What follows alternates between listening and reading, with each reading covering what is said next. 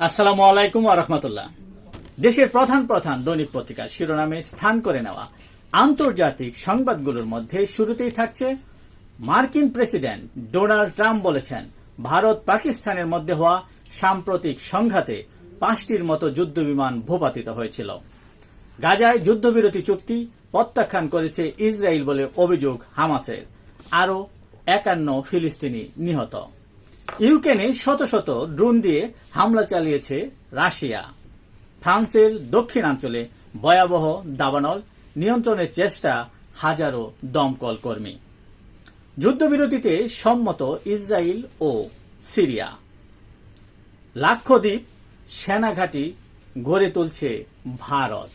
এই ছিল আজকের প্রধান প্রধান দৈনিক পত্রিকার শিরোনামে স্থান করে নেওয়া গুরুত্বপূর্ণ খবরগুলো, যা নিয়ে এতক্ষণ আপনাদের মাঝে উপস্থিত ছিলাম। আশা করি আপনাদের ভালোই লেগেছে। আজকের মতো এখানেই, আবারও দেখা হবে আগামীকাল ঠিক একইভাবে জাতীয় দৈনিকের বিশেষ বিশেষ আলোচিত এবং গুরুত্বপূর্ণ সংবাদগুলো নিয়ে। সে পর্যন্ত অবশ্যই ভালো থাকবেন, সুস্থ থাকবেন। আসসালামু আলাইকুম ওয়া রাহমাতুল্লাহ।